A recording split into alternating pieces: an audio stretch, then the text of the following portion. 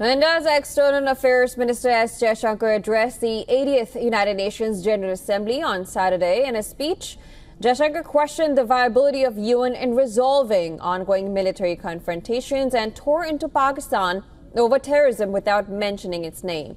Jaishankar warned countries against turning a blind eye to support for terrorism from Pakistan and demanded a much deeper global cooperation against terrorism. While asserting our rights, we must also firmly face up to threats. Countering terrorism is a particular priority because it synthesizes bigotry, violence, intolerance, and fear. India has confronted this challenge since independence, having a neighbor that is an epicenter of global terrorism. Relentless pressure must be applied on the entire terrorism ecosystem. Those who condone nations that sponsor terror will find that it comes back to bite them. The External Affairs Minister also mentioned Operation Sindoor, saying that India exercised its right to defend its people. The most recent example of cross-border barbarism was the murder of innocent tourists in Pahalgam in April this year.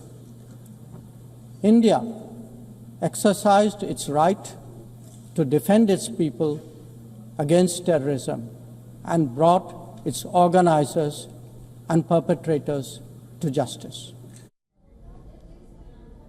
Jaishankar also criticized the UN's role in recent conflicts and its resistance to bring in reforms, adding that UN was at a gridlocked state and was losing its credibility to forge a common ground.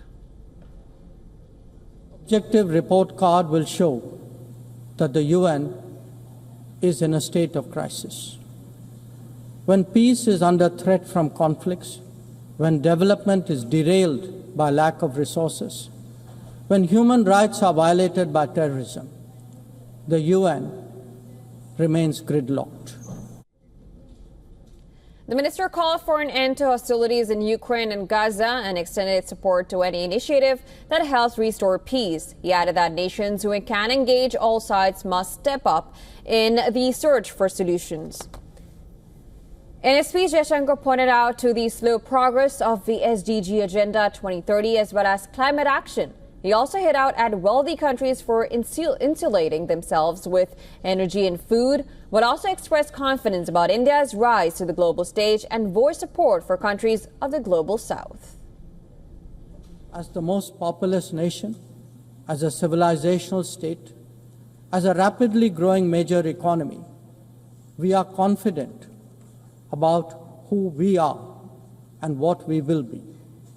Bharat will always maintain its freedom of choice and will always be a voice of the global south. He also highlighted the three key concepts adopted by India to guide its approach in the contemporary world as self-reliance and self-defense, as well as self-confidence. Meanwhile, India has used its right to reply after Pakistan Prime Minister Shehbaz Sharif's speech at the UNGA on Friday. The Second Secretary of Indian Mission to UN, Rantana Srinivas, said that Pakistan's fingerprints in terrorism were visible across geographies. It is telling that a neighbor who was not named chose to nevertheless respond and admit their long-standing practice of cross-border terrorism. Pakistan's reputation speaks for itself. Its fingerprints are so visible in terrorism across so many geographies. It's a menace not only to its neighbors, but to the entire world.